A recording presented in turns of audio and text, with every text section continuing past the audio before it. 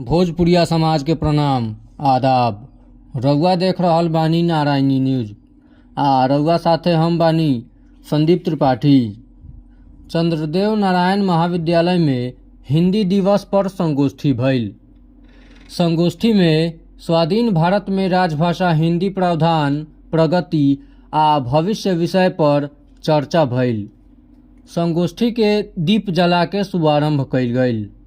संगोष्ठी की अध्यक्षता प्राचार्य प्रोफेसर चंद्रशेखर राय कैलन आ अंग्रेजी के प्राध्यापक प्रोफेसर रूपेश कुमार संचालन कैलन। चर्चा में विश्वविद्यालय के हिंदी विभाग के सहायक प्राध्यापक doctor Sushant Kumar, doctor Santosh Sarang, deputy registrar doctor Vinod Kumar, professor Raju Nandan Prasad, professor Govardhan, professor Dinesh Prasad, professor Mithilesh Kumar, professor Avinash Kumar, professor Suman Kumar Jha, professor Sunil Kumar, doctor Mohsena Khalil, doctor Ajit Kumar, doctor Sanjeev Kumar, doctor Sunil Kumar, professor Raj Kumar, doctor Vikas Chandra, doctor Divya Priyadarshini, doctor Nupur Priyadarshini, doctor Shailendra Kumar विचार व्यक्त कैलन।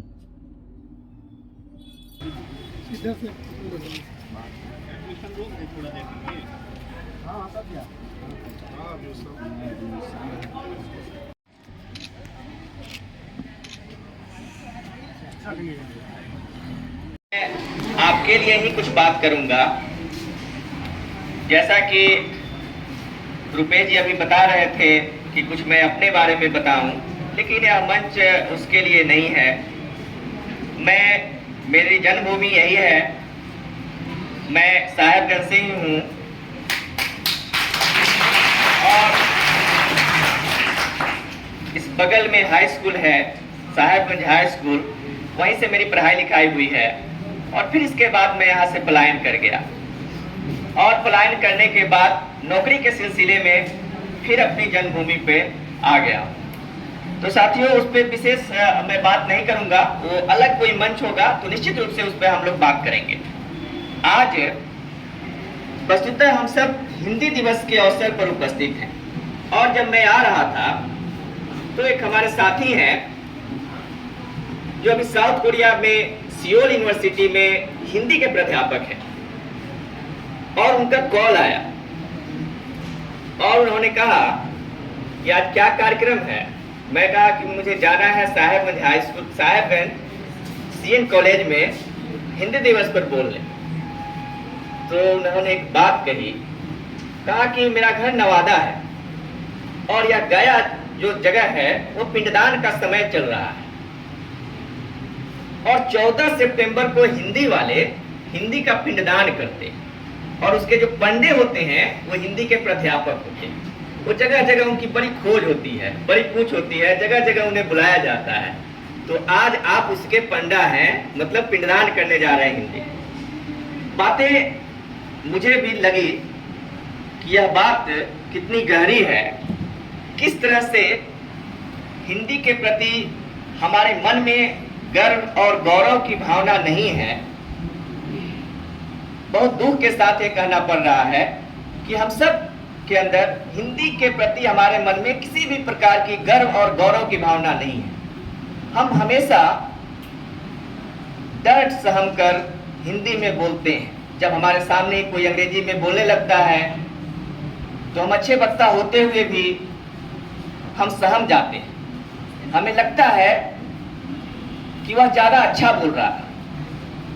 हमें किसी प्रकार का गर्व नहीं है और यही कारण है कि संविधान लागू होने के बाद जब राजभाषा का दर्जा हिंदी को दी गई और उस समय से अभी तक हिंदी की प्रगति के नाम पर सिर्फ और सिर्फ हिंदी दिवस मनाए गए और उसी के कड़ी में हम आपके समक्ष खड़े हैं।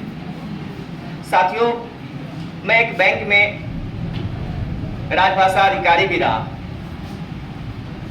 और उस राजभाषा अधिकारी रहने के दौरान मैंने प्रत्येक सितंबर के महीने में हिंदी का कार्यक्रम किया है और अपने ही स्टाफ सदस्यों से मैं जाकर आग्रह करता था कि आप कृपया हिंदी में काम करें। आदरणीय शिक्षक साथी राजू रंजन जी कह रहे थे कि अगर आप बैंक में जाएंगे और बैंक का फॉर्म अगर हिंदी में मिल गया तो कितनी तकलीफ होती है, बिना इंग्लिश देखे हुए आप भर नहीं सकते।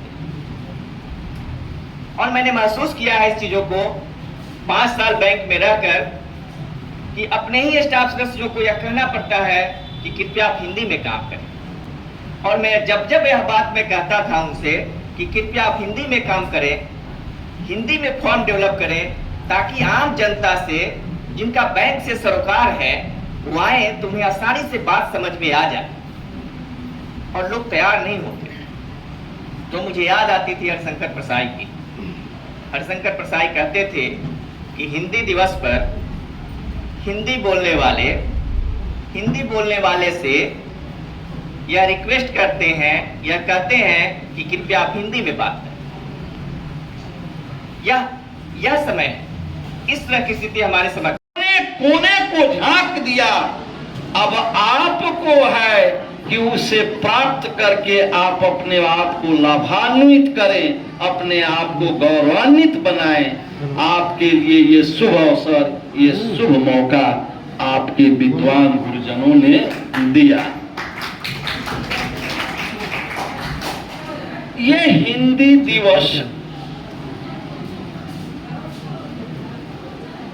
के प्रति मेरे समझ से सच्ची श्रद्धांजलि और सच्ची निष्ठा ये होगी कि जैसा कि हमारे विद्वान वक्ताओं ने भी कहा कि भारतवर्ष के प्रत्येक कार्यालयों में हमारे हिंदी का प्रयोग बहुत संयमित ढंग से और बहुत उच्च कोटि से हो, तो हम भारतवासियों के लिए हिंदी के प्रति इससे बड़ी कोई श्रद्धांजलि, इससे बड़ी कोई स्वागत और इससे बड़ी कोई प्रतिष्ठा नहीं हो सकती है। ये हमारी मान्यता है। हमने सुना और मैं जानता हूं ये साहित्य समाज का दर्पण होता है, और उस दर्पण में हमारा व्यक्तित्व प्रतिबिंबित होता है। हमारे देश में अनेकता है, फिर भी एकता है। हमारा परिधान, हमारा वेशभूषा ये अलग अलग है, और आप जानते हैं कि समाज में हमारी पहचान हमारे भाषा, वेशभूषा, परिधान से होती है। रउआ सभे नारायणी न्यूज़ के लाइक करी, सब्सक्राइब करी।